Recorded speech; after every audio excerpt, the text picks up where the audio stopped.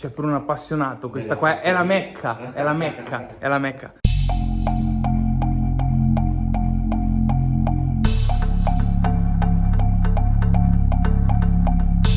Vi faccio vedere dove siamo, perché siamo in Buano Factory e qua dietro di me c'è Ivan Buano con l'ultima nata che adesso vi faremo vedere nel dettaglio. Quindi andiamo ad intervistare Ivan e vediamo questa nuova XTZ 690, cosa non ha, quanto costa e parliamo anche un po' della storia di questa moto. Minchia, se sei serio però, non ti sto facendo la foto. Allora Ivan, questa moto è una bomba. Ma ti devo fare prima una domanda, perché Buano è famoso perché ha sempre costruito, prima con Roberto, le moto da deserto, no? Certo, fin dagli anni 80, quindi una storia, una tradizione lunghissima. Poi arrivano Ivan e Jarno, che sono due piloti della Madonna, adesso tanto lui fa sempre il modesto, ma è così. E poi Ivan si mette a modificare l'Africa Twin che aveva già iniziato Roberto. Certo.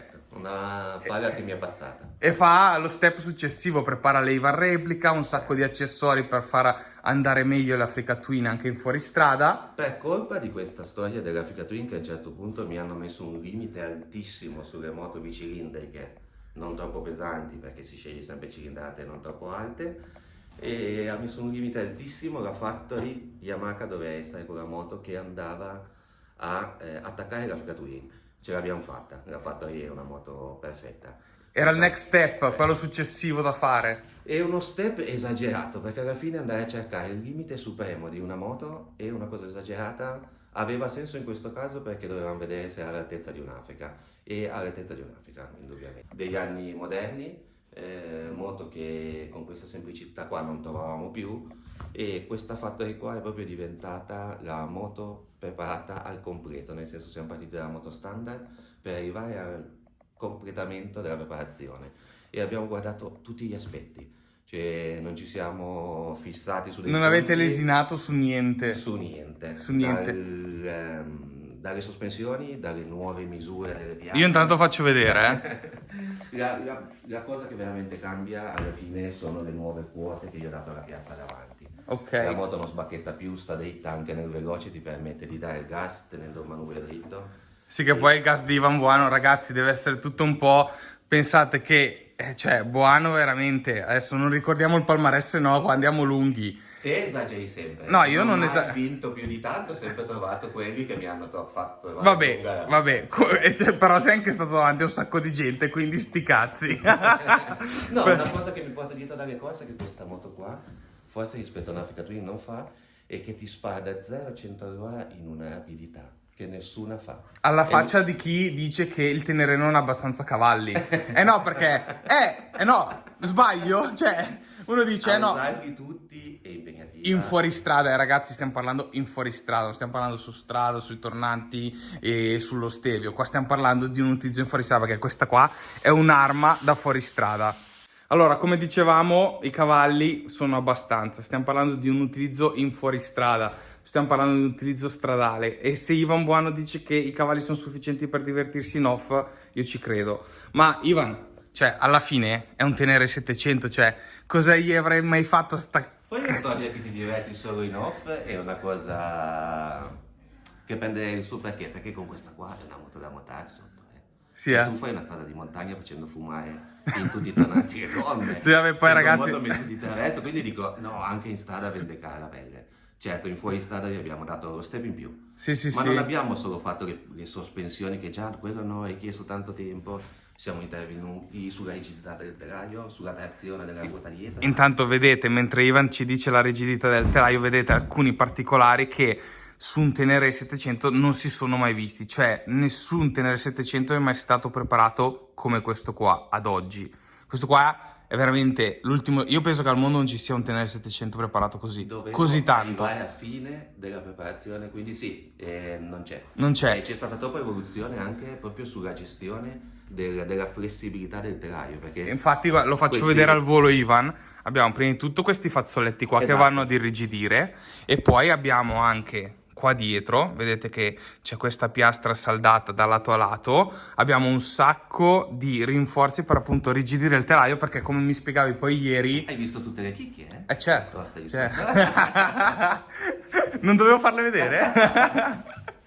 No, però come dicevi ieri, tu che comunque hai sempre corso, preparato e affinato le moto con cui correvi, ti sei accorto a un certo punto che ci davi, ormai le sospensioni erano fatte, avevi modificato il forcellone.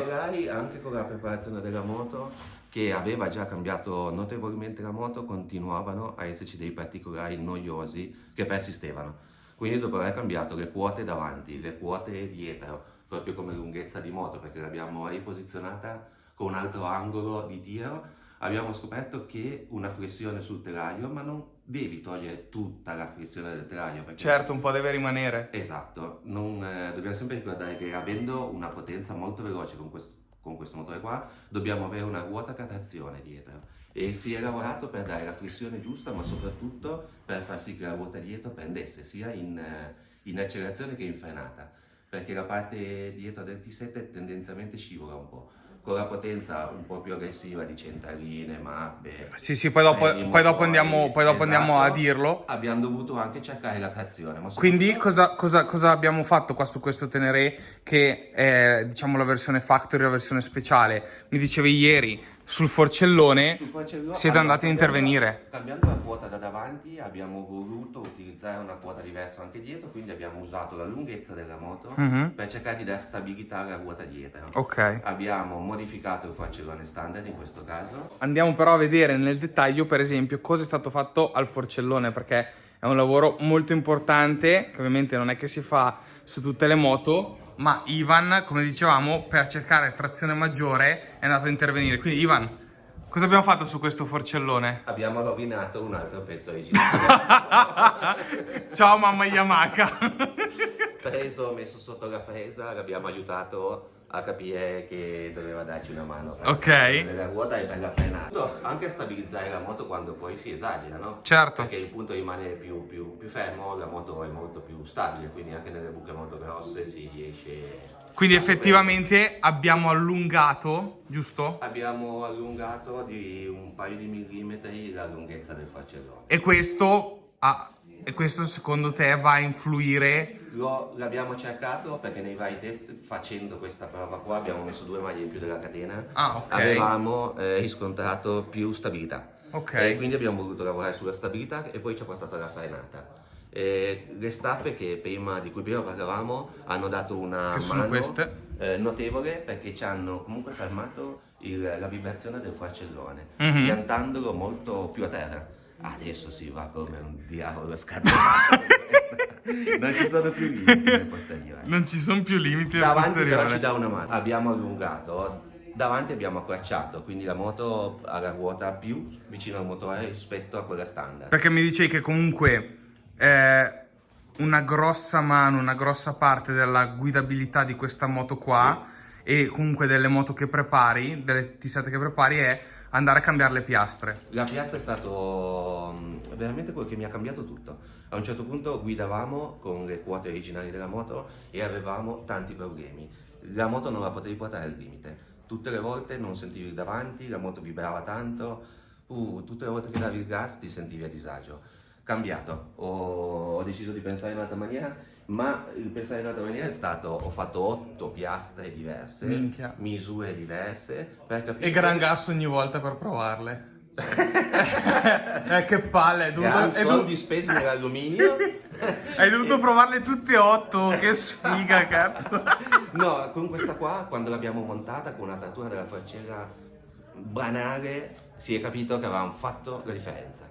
Quindi Ok. questo componente qua fa la differenza. Addirittura, per poi garantire lo spazio tra la ruota e il radiatore, sono andato a fare delle staffe per spostare indietro anche il radiatore. Pensa a te. Non ti devi fermare, le cose, se trovi la quota giusta devi andare avanti, anche se comporta un lavoro dopo l'altro che non finisce mai. Certo. Alla fine però il risultato è ottimo, il tempo impiegato è...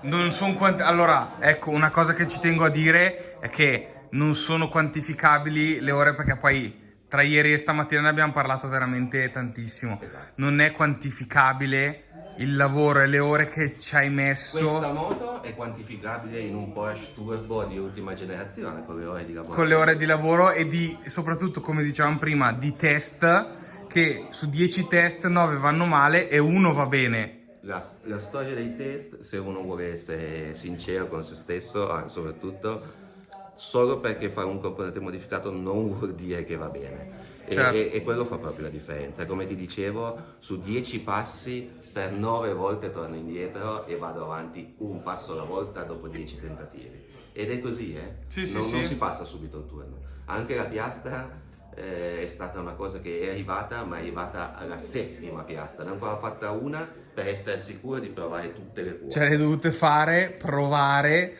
sentire la sensazione che ti dava. Quando ho trovato quella buona, ho ancora voluto insistere per vedere se riuscivi a migliorarla. E dall'altra parte stavamo peggiorando, però alla fine aveva portato 6 mesi per Minchia. individuare la piastra giusta, la taratura della forcella giusta. La forcella adesso è una Caliaba da 48. Facciamola vedere. Sì.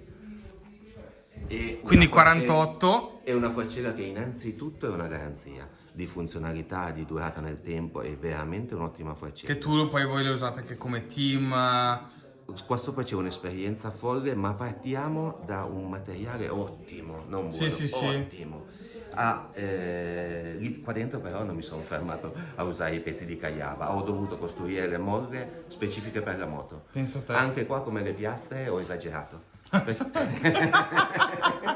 Anche qua ho esagerato. Ma bastava fare una misura, io sapevo più o meno la misura che sarebbe andata bene per tutti. Sì. La cosa che non mi va bene... Diciamo, tu intendi la misura per l'amatore medio, ok? Che poteva andare bene a Certo. tutti. La storia dei prodotti universali mi fa incazzare perché non è così. Ti faccio primo piano mentre lo dici. No, è così. No, è Quindi, vero.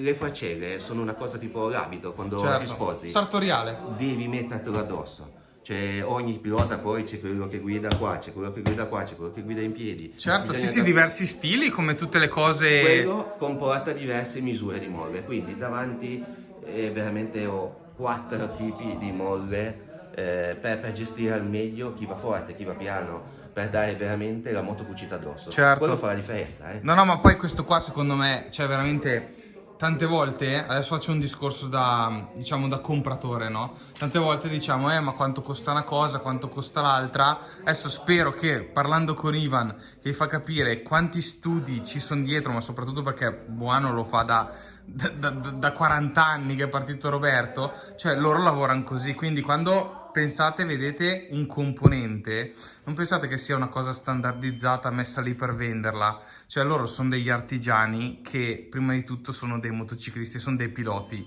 e fanno questa cosa, lo fanno sì per lavoro, ma lo fanno perché è la loro vita e vi garantisco che questo qua è pazzo completo ed è sempre qua dentro a lavorare su ste cazzo di moto qua, capito? Perché quando ci sentiamo la sera alle 8 lui è ancora qua alla presa che fa Però è stato cose. così da sempre. Certo. Le vacanze di Natale di 10 anni, di 15 anni fa eravamo qua dentro a preparare il Transaudi. Ma perché è la tua vita, la tua passione, no? E quindi quello che ci tenevo a precisare è che quando voi comprate queste o venite qua a far preparare una moto, c'è dietro un artigiano che veramente prima di tutto ti chiede cosa ti serve, cerca di capire come la cosa vai. importante per me. Esatto. E la factory è nata, non ha senso che ci siano 20 factory, ma ha senso che con la factory io ho capito dove si può andare con la preparazione e parlando con i clienti più delle volte riusciamo a gestire la loro di preparazione, perché non sempre hai bisogno di spendere quello che può essere 12.000 euro di sta moto, esclusa la moto. Bravo, abbiamo già detto, allora ragazzi, facciamo così, abbiamo già detto il prezzo della XTZ 690 Factory di Ivan Boano. Allora, considerate moto standard, la portate da Ivan e ci vorranno più o meno un 12.000 euro per averla così. Ragazzi, ma questa moto è stata portata completamente a telaio, verniciato il telaio, rinforzato. Poi, Ivan, non abbiamo detto il motore. Il motore è il freno posteriore. Di questa qua, ma solo di questa qua, perché poi, forza di usarla, dei particolari li ho persi nel tempo da attaccati alla moto, quindi questa qua ha anche qualche saldatura supplementare. Vabbè, ma questo non dobbiamo dirlo. Cioè, questa qua è la tua. Tanto... Esatto. Ma se io volessi comprare questa? Questa non la compri. Non me la vendi? Questa alla fine ho avuto anche una notte di tempo da passare con la mia testa motore in mano. Quindi l'ho guardata per 2 ore e dentro la mia testa ho detto io so che la moto va forte, non devo toccare il motore. Ma invece, senti, visto che abbiamo detto il prezzo, ci manca solo di parlare del motore e del freno posteriore, che mi dice che è importantissimo. Sì. Il motore cosa è stato fatto? Intanto passo di qua. Il motore, come ti ho detto, ho avuto una notte per pensarci, alla fine ho cambiato la compressione, ho cambiato 2 profili dei sottovalvola dello scarico e adesso sto mettendo il tappo dentro la marmita perché la moto va troppo forte. Quindi quella notte potevo sicuramente andare a casa e fare altro. Bravissimo. Perché toccare la testa non è stata un'ottima idea. Prendevi il Lancer, andavi a fare un giro. E invece no, invece no. Ho voluto dare potenza, adesso non ho tempo col terminale. Ok, quindi scarico SC, giusto così per fare un riassunto. Scarico SC. Lo sviluppo SC della marmita è uno sviluppo veramente Importante. professionale e hanno aumentato al massimo la coppia abbinata alla centralina, quindi mappa della centralina perché togliamo il catalizzatore. Sulla centralina siamo andati a lavorare anche sulla logica della centralina dove abbiamo cambiato 2 o 3 parametri di freno motore. Quello per tenere sempre il manubrio dritto, che è la mia volontà da quando ho usato il Yamaha standard perché il Yamaha tendenzialmente sbacchetta un po'. Questa qua ha perso quel vizio, adesso sta dritta, ti permette di dare gas e vedere la Madonna, perché quando dai gas fai il 0-100 Vedi la Madonna che ti accarezza. La moto è piccola e leggera, quindi schizza. Certo. Indubbiamente possono dire che 70 cavalli non sono tanti. non sono tanti, per me sono quelli giusti. E se... Non ho troppo motore in curva. Io ci credo, cioè se lo dice lui, io ci credo. Io ci Questa credo. qua è ancora una moto che l'ultima che mi ha fatto tremare le mani era la moto della Dakar. Questa moto qua quando la spari ti dà l'effetto di una moto da rally. Però la fortuna... Così però stai facendo un po' la marchetta e inizi a mettere un po' di curiosità alla gente che vedrà il video che dice cazzo, se un Tenere ma 700... se spendi 12 la moto non è più normale. Cioè, no, vabbè, allora, cioè, qua stiamo parlando di un... Questo è un prototipo, cioè... Questo è un prototipo, ma dai. garantisco che è di un livello superiore proprio come affronta tutte le situazioni. Sì. E ragazzi, basta andare a vedere i video di Buano, che li trovate su YouTube, su Instagram, e quello che guida... è lui. Non si direbbe mai lui. Ragazzi, potete credere a quello che sta dicendo, ecco. No, perché tanti magari si chiedono, oh, ma che cazzo ci sarà dietro il casco che guida? è lui. Alla fine pensi sempre di vedere belle persone, bei fisici, e vedi un po' di tutto. Cioè, ragazzi, cioè, è così, cioè, questo passava al convento, vabbè. Almeno magari siamo simpatici, no? Non so. Comunque effetto ti trema le gambe, te la dà. Ok. E per me quindi è diventata una moto che tra quelle preparazioni che ho fatto prende la categoria speciale. Grande. Freno posteriore invece Ivan, che mi dice che è una cosa super importante. Freno Andiamo a posteriore. vederlo. Sono cresciuto nella famiglia Nissin come freno. E quindi crescendo nella famiglia Nissin hai la volontà di avere un freno così, preciso, efficace a tutte le temperature. Quindi un disco braking. Un distro braking un po' più spesso, in modo che da resistere alle temperature. Una pinza Nissin più grande di quella che c'è montata a Brembo in originale. Ok. Tiene delle temperature folli. Addirittura la sera quando... Diventa rosso E stessa storia, non sopporto il freno quando... toccandolo mi dà quella prima parte di imprecisione, non sento il freno. Ok. Quindi per la precisione, per la velocità del freno, anche qua ho scelto una materiale Nissin, una pompa da 14 che è veramente efficace. Quindi da dietro ogni volta che si va a cercare il freno, l'aiuto del freno, abbiamo lo troviamo una sempre pronto. molto efficace, ma perché abbiamo molta velocità. Tante volte per far cambiare direzione la moto quando stiamo andando forte, il freno dietro veramente fa tanto. Certo. E ti appoggi sopra, la pianti da dietro e la fai girare, e con questa potenza qua abbiamo veramente sopperito a tutto, anche a temperature folli. Fighissimo, fighissimo. Io direi che comunque abbiamo presentato bene o male gli interventi più importanti che abbiamo fatto sulla... No, sì, va benissimo. Abbiamo detto tutto, no? Dobbiamo dire qualcosa di Giampaolo. Ok, dobbiamo fare vedere il paramotore perché è una cosa importante di Giampaolo Mucci. A parte gli scherzi, ti protegge veramente la parte sotto della moto. Sì, beh, sai, cioè, comunque abbiamo una moto... facendo la marchetta. No, beh, cioè, è equipaggiamento, quindi è giusto parlarne. È inutile che andiamo forte tutto quanto, un moto che va alla Madonna, però se poi l'appoggiamo, eccetera, e andiamo a rovinare, che poi sappiamo come è posizionato il motore del Tenere 700, eccetera, in basso, eccetera. Tanto in basso. Esatto, quindi, come La storia più dice... divertente di Mucci è stata: uè, mandami un po' sul paramotore, in una settimana te lo distruggo. Io in una settimana te lo distruggo. È ancora sotto lo stesso paramotore. Ah, è sempre questo? L'abbiamo ammaccato, Certo, poi l'abbiamo certo. tirato fuori, l'abbiamo sistemato, l'abbiamo ricolorato ed è un paramotore che ha 2 anni. Minchia, sì, ma 2 anni. Io, 2 anni in mano a te veramente non darei Ma- neanche una carriola, ti Tra darei. l'altro poi, evoluta tutta la moto deve anche andare forte. È l'ultima parte che si fa delle moto. Deve andare forte, deve essere efficace quasi come una moto da rally. Quindi la scelta mia di assetto è stata moto bassa davanti, per Ok. essere veloce, efficace, non perdere il controllo, ma a velocità alte. Sì, sì, sì, E la storia è, con la moto bassa la coppa è sempre a contatto col pavimento. Certo. Quindi Mucci ha fatto una magia, perché alla fine io... Beh, quando questa è un'opera, nel senso, paramotore più bello fatto per il Tenere, e infatti ne sta vendendo anche un sacco. Ma E alla fine sai che con i consigli e tutto è una persona che ci sente, quindi il paramotore ha avuto diversi sviluppi ed è sempre migliorato. E comunque io scelgo un assetto basso dove la mia scelta è quella di picchiare instaccata al paramotore in modo da essere più veloci. Sì, sì. E io ho già detto anche a Giampaolo, gli ho detto fallo sotto resistente perché io voglio la moto bassa. io voglio piccarlo giù. No, Ecco, io- ragazzi, devo fare una precisazione, perché voi sentite parlare di questo matto qua, che è veramente un matto, e stiamo parlando di un pilota, ok? Quindi lui ragiona come un pilota, ovviamente non è, diciamo, magari l'amatore medio come me, anzi medio, io sono medio basso, come l'amatore medio che magari guida un Tenere, cioè lui sta parlando dal punto di vista di pilota, però ovviamente cerca, con questa moto qua, ha fatto una moto di uno step successivo per appunto chi vuole veramente andare forte e avere il top che adesso si può avere su un Tenere 700. Cazzo devo dire?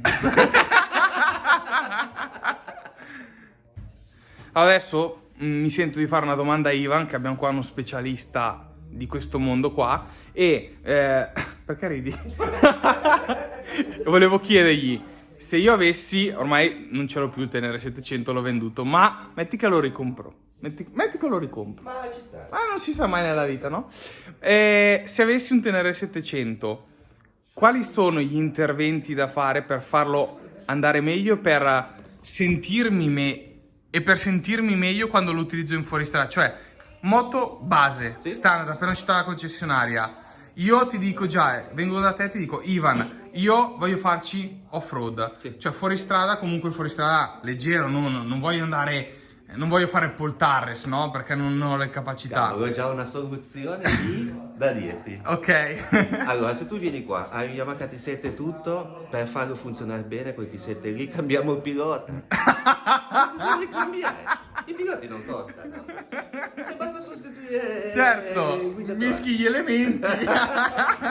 No, dai, a parte gli scherzi, Dai, cioè, a cosa... parte gli scherzi, dico sempre, la moto per godersela uno deve andarci tanto sopra, non deve guardare fuori, non deve sentire che dice la moto va bene, va Madonna, male. questo qua lo Non incoraggerei, deve- questo discorso. No, non deve sentire Boano che dice devi mettere e devi... Ore in moto. Ora in moto sono la cosa bella della moto. Certo. Sono l'aria addosso, sono la scivolata, sono l'amico che ti sei mangiato il salame, sono gli amici e la birra insieme, è quel momento bello. Certo. Quindi tante ore sopra la moto, meno ore sui forum.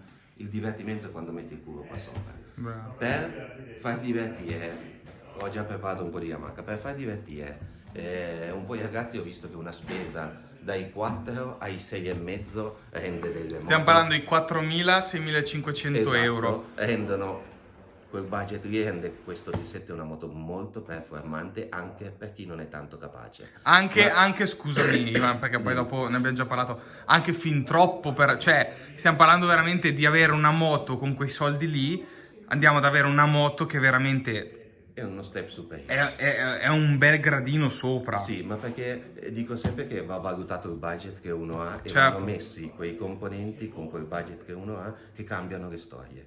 E subito appena prendi la moto l'ammortizzatore secondo il mio punto di vista, andrebbe sostituito. Ok. Una volta che hai sostituito l'ammortizzatore devi sentire Come ti trovi senti? sulla moto. Se poi telefonandomi mi dici ma sento la forcella che fa questo, fa quello, non dico cosa fa la forcella perché sennò poi tutti dicono che la forcella ha quel difetto. Invece è bello che ogni pilota senta il difetto e faccia capire a me cosa sta sentendo. Che non è neanche una cosa facile. È la cosa più difficile del mondo, perché stiamo anzi. trasformando, io quando parlo con i piloti parlo di misure, quando parlo con un amatore che va in moto devo capire la sua sensazione e tradurla, però io la strada l'ho fatta davanti a lui, certo. Io so che quando cambi l'ammortizzatore, essendo a metà della moto, tu risolvi tanto, mettendo la forcella alle piastre tu guadagni in guidabilità e in tutto quello su cui ho lavorato, è già una moto che anche se non sei tanto capace, tecnicamente la forcella fa lei. Cioè, quando sei sulle pietre bagnate è la Caiaba che ci pensa. Certo. E quindi dico, alla fine un amatore avrebbe bisogno della factory, ma perché tecnicamente la moto sta dietro all'amatore. Capito? Sì. Poi io, indubbiamente, per divertirmi devo portare al limite questa moto, quindi vedi sempre delle moto imballate nel gas. Ma la factory non è quello. La factory è tanta coppia, facilità di guida. Io voglio che il macellaio che lavora tutta la settimana, quando ha ste cazzo di 2 ore la persona non debba prendere una moto che lo vince. Certo. Se devi andare a comprare le sigarette e quindi sei in ciabatte e in pantaloncini, la puoi prendere, non è una moto così da corsa che ti limita. E ti dico, con quel piccolo budget lì tu la trasformi. Quindi diciamo, per dare un'idea a chi sta guardando il video, no? Mono, piastra e Caiaba davanti con tutto il mio kit che comprende poi perni e ruota, canotti, i riser. Io per far venire meno male ai polsi la piastra qua l'ho fatta inclinata in modo che il manubrio viene più vicino al pilota, il pilota deve allungare meno le braccia e soprattutto quando si prende le buche non hai l'effetto del male ai polsi. Minchia ragazzi, cioè ma sentite, cioè queste qua sono chicche mica da ridere, E sotto ci sono i Siemens, così quando ti accartocci per terra il manubrio rimane dentro. Perché poi ti accartocci per forza. Mettendo le sospensioni rimane tutto più semplice, ok, il passo è più deciso. quindi diciamo il primo step mono, forche, piastre e tutto quello che ne viene dietro del kit sospensioni. Io direi che mentre si può lasciare in seconda parte la parte motore, perché ok che guadagni coppia, guadagni tiro, tutto, ma il motore è standard. Quindi il motore già ce ne hai, ti diverti. Una cosa da mettere, visto che la coppa dell'olio alla fine poi basta mettere un paramotore di protezione. Ok, quindi andiamo da sospensioni, paramotore che protegge davvero la moto quando ne abbiamo bisogno e poi dopo da lì partiamo per i vari step successivi. Esatto.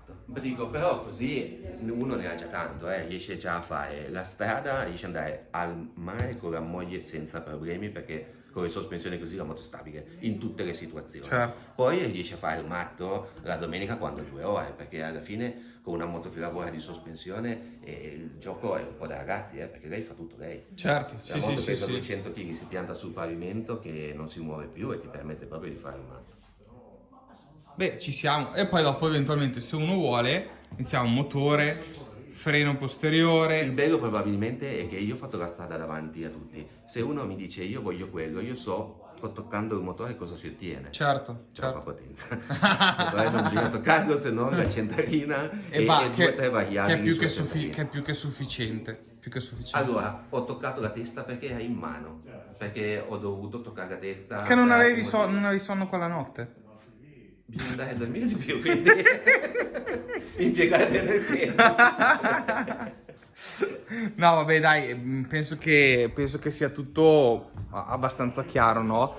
Ovviamente, se avete bisogno, Ivan, anche solo per conoscerlo e per farvi dare un consiglio, che ragazzi, non è che lui è uno specialista solo su T7, cioè, questo qua è un matto furioso. Quindi se avete bisogno di qualsiasi tipo di info, avete sensazioni, non riuscite a far andare bene la moto, cioè io lo chiamo per rompergli le palle per ogni minchiata e lui è sempre lì, anzi mi chiama addirittura alle 8 e dice oh com'è.